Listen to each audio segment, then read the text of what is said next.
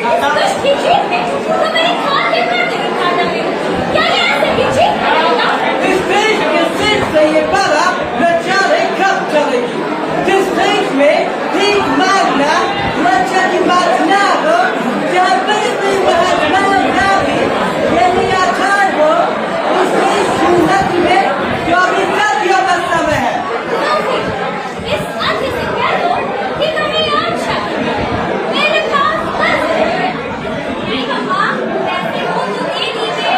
बेचारा कब से मांगे जा रहा है, निराश हो जाएगा। या तो मम्मा, तुम ऐसे फेंक मांगते हो, मैंने कहा। अब इसकी आत्मा तुम पूछेंगे। नहीं, अच्छी मम्मा, दे दीजिए। बेचारा कितना हाँफ रहा है। लड्डू पैसे नहीं है। इस सामने से कह दो कि धीरे धीरे गोदाम की ओर चला गया। शायद वहाँ उसे कुछ पैसे मिले।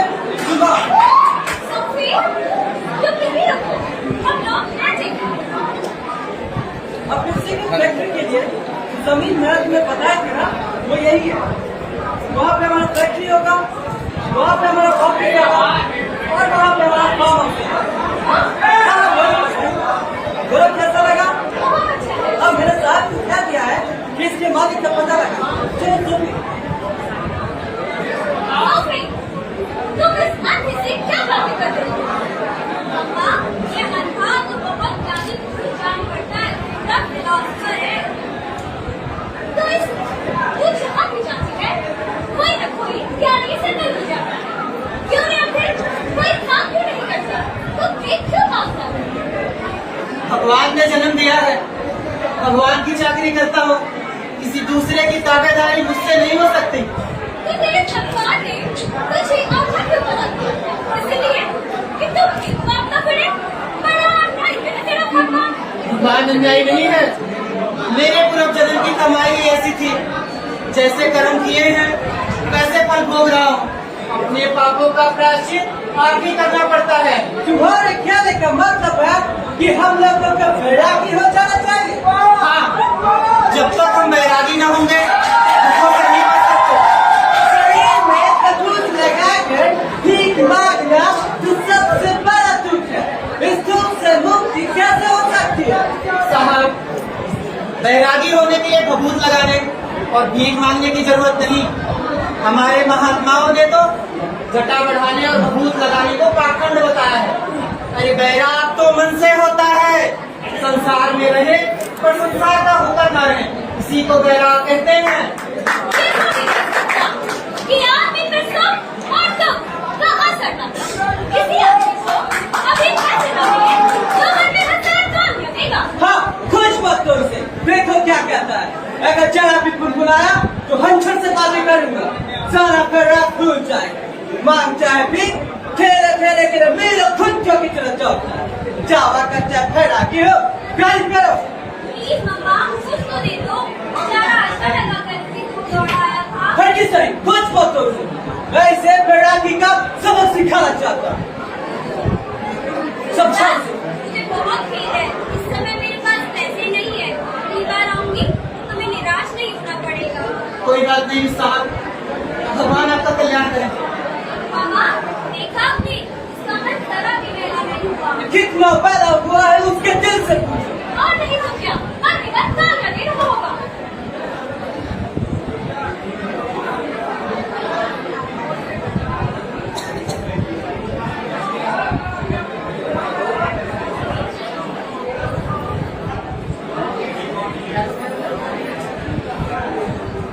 क्यों सूरजास, ये जमीन तुम्हारी है?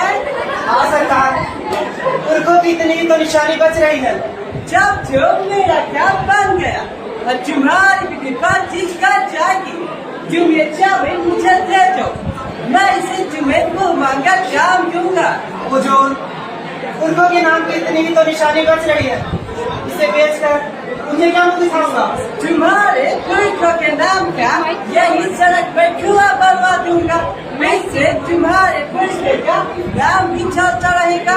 सरकार, मोहल्ले वालों का इस जमीन से बड़ा उपकार होता है। मेरी जमीन है जरूर, पर जब तक उसे पूछ ना लूं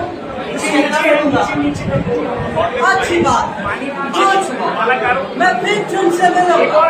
तुम जिस तरह खुश होगे उस तरह तुम्हें खुश करूंगा। ये लो 5 रुपए। मैंने तुम्हें मामूली भिखारी समझ रहा था मिस्टर सूरदास। नहीं सरकार, मैं रुपए लेकर क्या करूंगा? धन के नाते 2-4 पैसे ले लीजिए, किसी और नाते मैं 1 रुपए ना लूंगा। ले लो, शाबाशी समझो। नहीं सरकार, इस धर्म में आपका स्वार्थ मिल गया। अब यह धर्म नहीं रहा, अब यह धर्म नहीं रहा। ओ, है जो भिखारी बड़ा घमंडी है। 5 रुपए देते थे, रुपए भी ना दिए। है कोई आशा जमीन में लिखी? जितना आसान समझा था उतना नहीं है। अब चलो।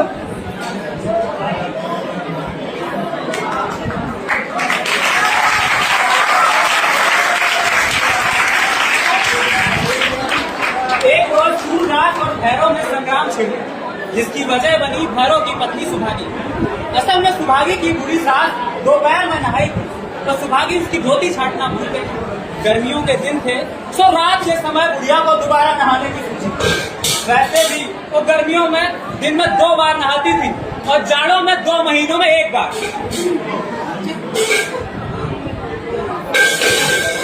अभागी, अरे ओ अभागी, कहाँ पर गई?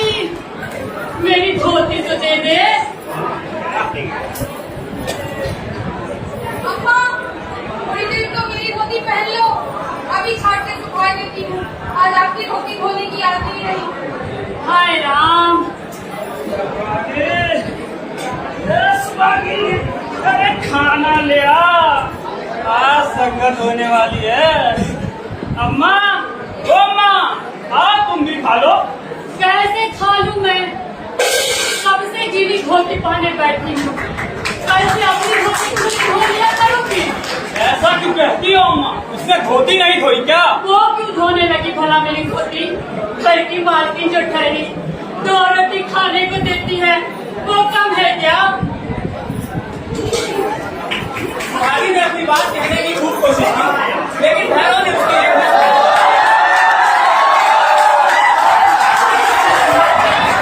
ऊपर से डंडा लेकर उसको मारने लगा। भाभी किसी तरह वहां से भाग गई, सूरदास की झोपड़ी में घुस गई।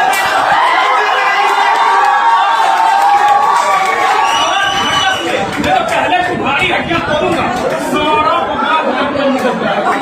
बहुत दिनों तक देख रहा हूँ तुम्हारा रंग। ऐसा बनाऊंगा कि छठी का दूध याद आ जाए।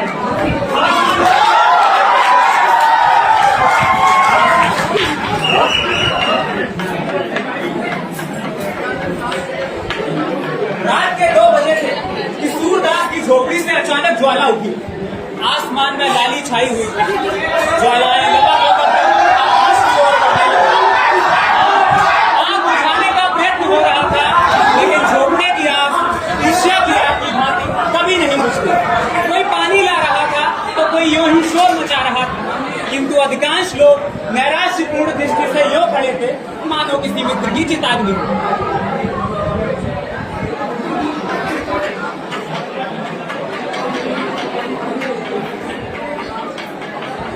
सूरदास भैया, क्या कैसे लगवा? कहीं चूल्हे में तो आग नहीं छोड़ दिए? क्या झोपड़ी में जाने का कोई रास्ता नहीं है? अरे भैया, आप तो अंदर बाहर सब एक हो गवा। अरे दीवार तक जलत है। क्या किसी तरह अंदर नहीं जा सकता? ऐसे जाकर देखते नहीं, अब लड़के यहाँ तक आ रही हैं। क्या चूल्हा ठंडा नहीं किया था? अरे यदि चूल्हा ठंडा किया होता तो दुश्मन का कलेजा कैसे ठंडा होता? सही बात। अन्ना जी, मेरा लड़का किसी काम ना आए। अगर मुझे कुछ मालूम हो तो तुम लगा कि मुझ पे सुबह करते हो। अरे मैं जानता हूँ, जिसने भी आग लगाई है बिगाड़ ना तू तो कहना। अरे जाओ मियाँ, तुम क्या बिगाड़ोगे? खुदा आप ही बिगाड़ देगा। अरे इसी तरह मेरे भी घर में आग लगी थी, सब जलकर मौसम हो गया था। जिसके मन में इतनी बुराई हो, भगवान उसका सत्यानाश करे। हम तो लपट नहीं आती। हाँ, पूर जल के बाद धन जल रही है ससुर। हम तो अंदर जा ही सकता हूँ। अंदर कैसे जाओगे? अंदर तो चले जाओगे, लेकिन बाहर कैसे निकलोगे? अब जाओ, जाकर सो जाओ। जो होना था तो हो गया, अब बताने से क्या फायदा? सो रहूंगा, जल्दी क्या है?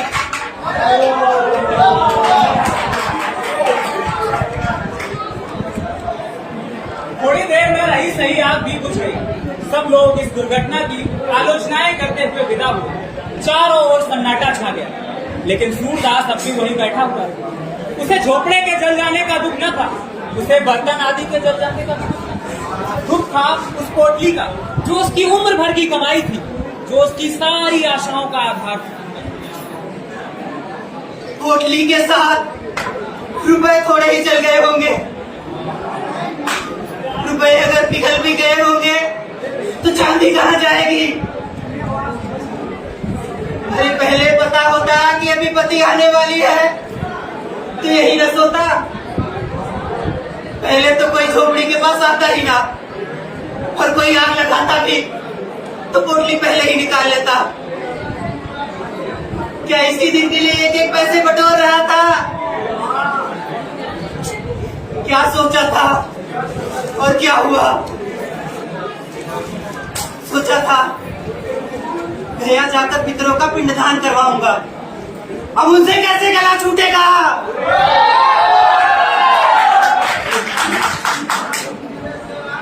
सोचा था भी कहीं सगाई ठहर जाए तो कर डालू। बहू घर में आए तो एक रोटी खाने को मिले, अपने हाथों ठोक ठोक कर खाते चुप बीत गया। करना तो यो चाहिए था कि जैसे जैसे पैसे हाथ में आते एक एक काम करता जाता। बहुत पांव फैलाने का यही फल है। सूरदास अटकल से द्वार की ओर झोपड़े में घुसा, पर 2-3 पल के बाद ही एकाएक पांव भूगोल में पड़ गया। ऊपर राख थी, नीचे आग। तुरंत पांव पीछे खींच ली और अपनी लकड़ी से राख को उलटने पलटने लगा। थोड़ी देर बाद उसने गड़ते गड़ते राख में दोबारा पैर। राख गर्म थी पर असहनीय न। वह बैठ गया और झोपड़ी में उसी दिशा में राख में तोड़ने लगा जहां पोटली रखी थी। उसका दिल जोरों से धड़क रहा था, लेकिन उसे विश्वास था कि रुपए भले ही जल रहे हों पर चांदी तो कहीं न गई हो। सहसा वह उछल पड़ा, कोई भारी चीज हाथ आ गई। उठाकर देखा तो मालूम हुआ ईंट का टुकड़ा। वह फिर से राख को टटोलने लगा जैसे कोई आदमी पानी में मछलियां टटोले, पर कोई चीज हाथ न लगी। फिर तो उसने इस अधीरता में सारी की सारी राख छान डाली। एक एक मुट्ठी राख हाथ में लेकर देखी। लोटा मिला, तवा मिला, पर पोटली न मिली।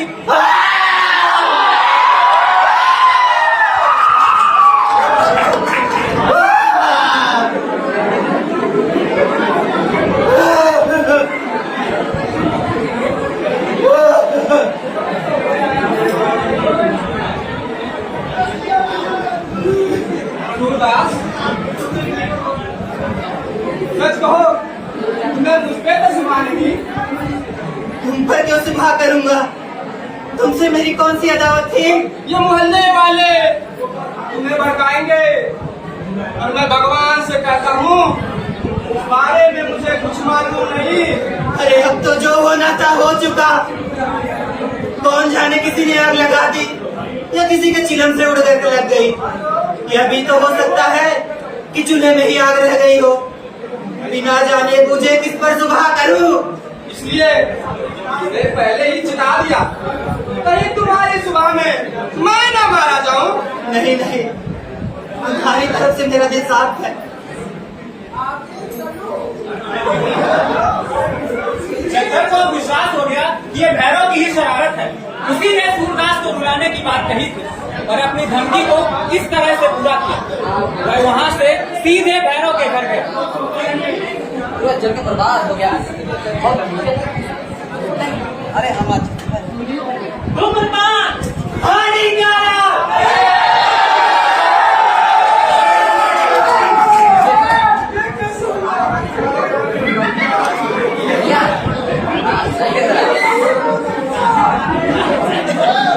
भैया आते हैं। पानी दे दे।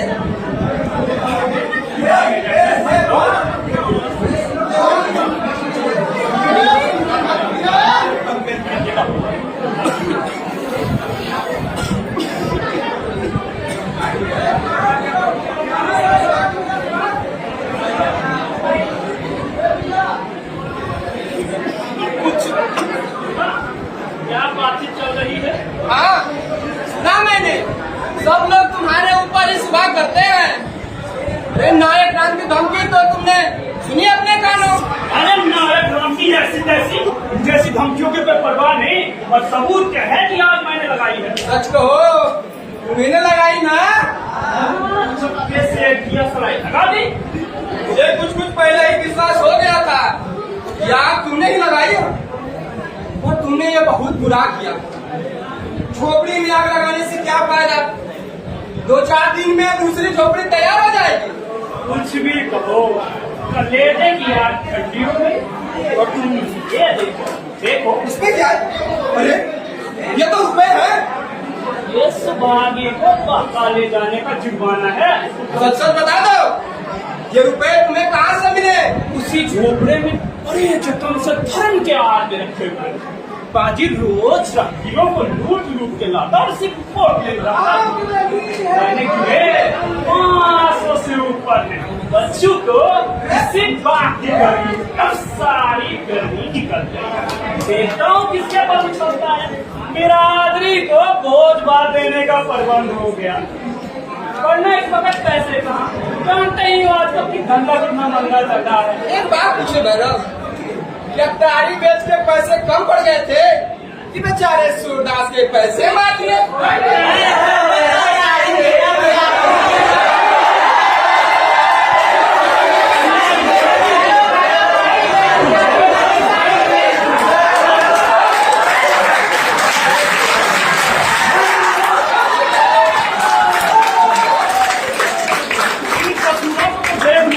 और तुम क्या कह रहे थे? मेरी तो सलाह मान, रुपए लौटा दे। बड़ी मशक्कत की कमाई है, हजम न होगी। मशक्कत की कमाई हजम न होगी? अरे अच्छी तरीके से हजम हो जाएगी। वैसे भी उसमें भीख मांग के नहीं लाया था, तो गेहूं नहीं दबा था। मेरी बात मान जा, नहीं तो पुलिस सब खा जाएगी। अरे सूर्य पुलिस में जाएगा, वो तो कराया जाएगा। ठीक है, लेकिन एक बात ध्यान रखना, गरीब की हाय बड़ी जानलेवा होती है। अरे ना गरीब होना है क्या, जो दूसरों के बीवी पे गोले डाले, जिसके पास सैकड़ों रुपए हो, जो लोगों को रुपए उधार पर देता हो, उस पार्टी को तुम गरीब कहते हो? अरे गरीब तो हम तुम हैं। घर में ढूंढो तो रुपए नहीं। अब तक मेरा दिल का कांटा नहीं निकला। जब तक उस सूर्य को रोता हुआ न देख लूं, ये कांटा नहीं निकला। जिसने मेरी आबरू बिगाड़ी, उसके साथ चाहे जो हो, मुझे पाप नहीं लग सकता।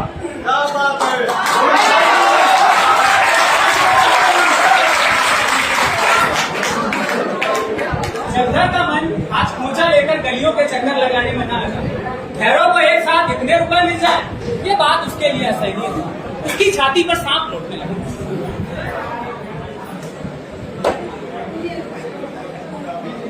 इसे हम पर इतने रुपए मिल जाए, अब ये मौज आएगा। अरे तकदीर खुलना इसी को तो कहते हैं।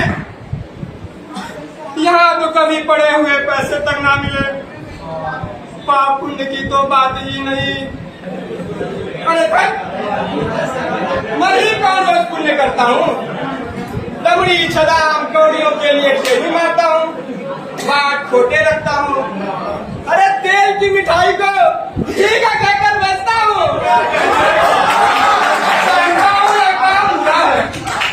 पर बाल बच्चों को पालना भी तो जरूरी है। घरों ने ईमान खोए तो कुछ लेकर खोया। काश कुछ ऐसा ही मान मुझे भी मिलता तो जिंदगानी सफल हो जाती।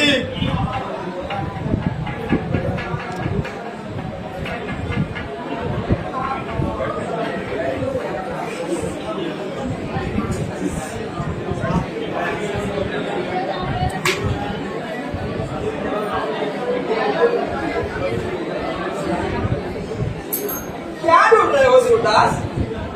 कुछ नहीं, यहाँ रखा ही क्या था, यही लोटा दवा देख रहा था।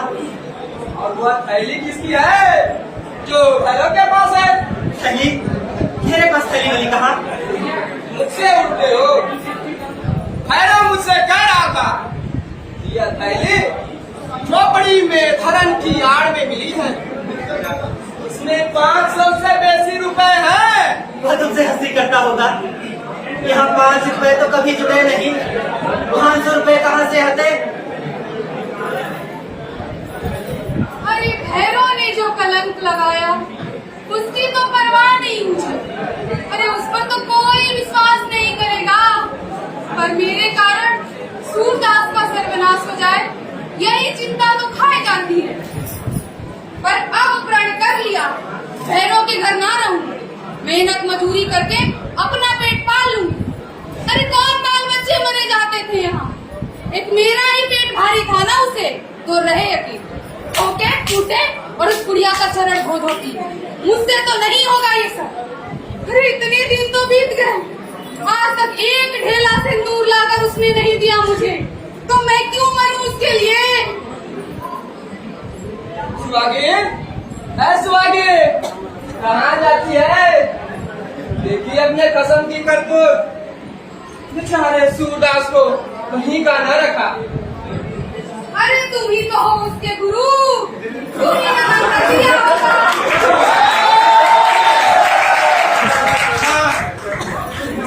चोरी डाका न सिखाऊं तो मेरी रोजी रोटी कैसे चले? जब तक समझता था भैरव भला आदमी है, उसके साथ बैठता था, हंसता था, खेलता था, खाता था, पीता था, लेकिन आज के बाद कभी उसके साथ बैठा हुआ देखना तो मेरे कान पकड़ लेना। जो आदमी किसी गरीब का पैसा चोरी कर ले, उसकी झोपड़ी में आग लगा दे, अगर वह मेरा बेटा भी होता तो उसकी सूरत तक ना देखता। उसने सूरदास के सारे पैसे उधार ले गए, कहता हूँ लौटा दो तो मांगने को तैयार हो जाता है। फिर वही रट लगाए जाते हो। कह दिया ना कि मेरे पास रुपए नहीं थे, मेरे पास उतने रुपए होते तो क्या चैन की बंसी न बजाता? सूरे, अगर तुम भरी गंगा में डूबकर भी कहोगे मेरे रुपए न है तो भी मैं विश्वास न करूंगा, क्योंकि भैरव कह रहा था यह थैली उसी झोपड़ी में मिली है। तुम्हारी बात कैसे मान लूं? सूरदास, सही सही बताना, रुपए तुम्हारे थे? पागल हो गई है क्या? तुम की रातों में आ जाती है, मेरे पास इतने रुपए कहाँ से आते? पूछ इनसे, अगर रुपए इनके ना थे तो इस घड़ी राम बटोर का क्या ढूंढ रहे हैं? रुपए तो इसके थे, इसका चेहरा कर देता है। हाँ, मैंने भी खाली देखी है। अब तो वो मुझे मारे या निकाल, रहूंगी उसी के साथ। अरे कहाँ कहाँ थैली छुपाएगा, किसी दिन तो मेरे हाथ लगेगी। मेरे कारण इस पर विपत पड़ी है, मैंने इसको उजाड़ा है तो मैं ही बसाऊंगी। जब तक इसके रुपए ना दिला दूं, चैन की नींद ना सोऊंगी।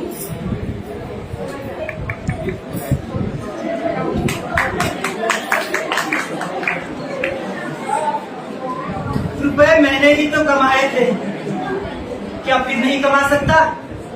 यही ना होगा, जो काम इस साल होता वो अगले साल होगा। शायद पिछले जन्म में मैंने ही भैरव के रुपए चुराए होंगे, या उसी का दंड मिला है। मगर बेचारी सुभागी का क्या होगा? भैरव उसे अपने घर में कभी न रखेगा, बेचारी कहाँ कहाँ मारी मारी फिरेगी। यह कलंक भी मेरे सिर लगना था। धन गया, आबरू गई, जमीन बच रही है, वह भी न जाने जाएगी या बचेगी। अरे अंधापन ही क्या थोड़ी भी पत्थर, इतनी नई नई जपत पड़ती रहती है। जिसके मन में आता है 4 खरी को भी सुना के चला जाता है।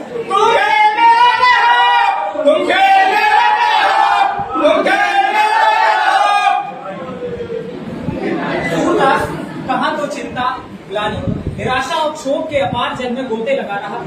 कहाँ यह आवाज सुनते ही उसे मालूम हुआ कि कैसे किसी ने उसका हाथ पकड़कर किनारे पर ला खड़ा किया। अरे मैं खेल में रोता हूँ, कितनी बुरी बात है। बच्चे भी खेल में रोना बुरा समझते हैं, रोने वाले को चिढ़ाते हैं, और मैं खेल में रोता हूँ। सच्चे खिलाड़ी कभी नहीं रोते, बाजी पर बाजी हारते हैं, चोट पर चोट खाते हैं, पर मैदान में डटे रहते हैं। खेल में रोना कैसा? खेल तो हंसी दिल लगी के लिए, दिल बहलाने के लिए है, रोने के लिए नहीं। सूरदास उठ खड़ा हुआ और विजयगढ़ की तरंग में रात के ढेर को दोनों हाथों से उड़ाने लगे। एक क्षण में मोहल्ले के अन्य बच्चे भी वहां आकर जमा हो गए। सूरदास को रात उड़ाता देख उन सबों के हाथ भी खेल आ गए। फिर तो वहां रात की वर्षा होने लगी। दम के दम में सारी रात बिखर गई और जमीन पर केवल काला निशान रह गया।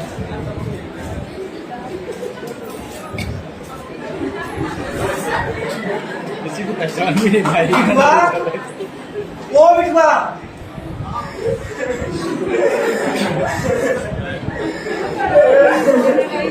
बाबा अब क्या रहेंगे बाबा? दूसरा घर बनाएंगे। और अगर कोई दूसरा भी गली चला दे तो फिर बनाएंगे। लेकिन अगर कोई 1000 बार चला दे तो हम भी 1000 बार बनाएंगे।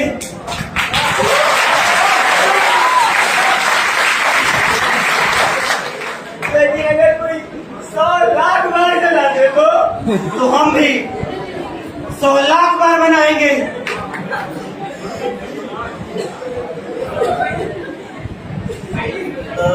दिखाने वाले पार लगाने वाले रास्ता दिखाने वाले पार लगाने वाले दोनों ही किनारे हैं क्यों रे मियां पार लगे कैसे मोरे सपना पार लगे कैसे मोरे सपना झूठा जाम निकले खेवैया सुनी रे मरैया मोरी सुनी रे मरैया सुनी रे मरैया मोरी सुनी रे मरैया मोरी सुनी रे मरैया मोरी सुनी रे।